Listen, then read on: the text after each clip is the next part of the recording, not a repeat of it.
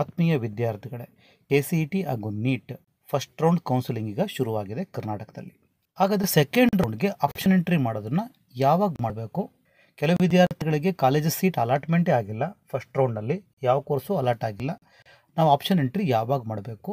Second ರೌಂಡ್ಗೆ option entry ಮಾಡೋದಕ್ಕೆ ಅವಕಾಶ ಕೊಡ್ತಾರಾ ಕೊಡಲ್ವಾ? ಹೀಗೆ ಭಾಳಷ್ಟು ಡೌಟ್ಗಳನ್ನ ವಿದ್ಯಾರ್ಥಿಗಳು ಕೇಳ್ತಾ ಇದ್ದಾರೆ.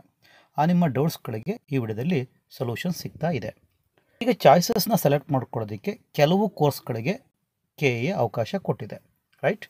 ಈಗ ನೀವು ಚಾಯ್ಸಸ್ಗಳನ್ನ ಸೆಲೆಕ್ಟ್ ಮಾಡ್ಕೊಬೇಕು. There are 4 choices are there, right? Choice 1, choice 2, choice 3, choice 4. ಯಾರು ಚಾಯ್ಸ್ 1 ಸೆಲೆಕ್ಟ್ ಮಾಡ್ಕೊತಾರೋ ಅವರು ಕಾಲೇಜ್ಗೆ ಹೋಗಿ ಅಡ್ಮಿಷನ್ ಆಗಬೇಕು. ಅದಕ್ಕೆ ಲಾಸ್ಟ್ ಡೇಟ್ ಕೊಟ್ಟಿರ್ತಾರಲ್ವ, ಆ ಡೇಟ್ ಒಳಗಡೆ ನೀವು ಕಾಲೇಜ್ಗೆ ಹೋಗಿ ಅಡ್ಮಿಷನ್ ಆಗಬೇಕು. ಈಗ ಯಾರಿಗೆ ಸೀಟ್ ಅಲಾಟ್ಮೆಂಟ್ ಆಗಿದೆಯೋ ಅಂಥವ್ರು ಚಾಯ್ಸ್ಗಳನ್ನ ಸೆಲೆಕ್ಟ್ ಮಾಡ್ಕೊಳ್ಳಿ.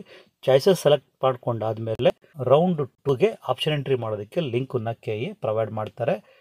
KA ಲಿಂಕನ್ನು ಪ್ರೊವೈಡ್ ಮಾಡಿದಾಗ ನಿಮಗೆ ನಾವು ತಿಳಿಸ್ಕೊಡ್ತೀವಿ. ಅದಕ್ಕೋಸ್ಕರ ಚಾನಲ್ ಸಬ್ಸ್ಕ್ರೈಬ್ ಮಾಡ್ಕೊಂಡಿಲ್ಲ ಅಂದರೆ ಸಬ್ಸ್ಕ್ರೈಬ್ ಮಾಡ್ಕೊಳ್ಳಿ.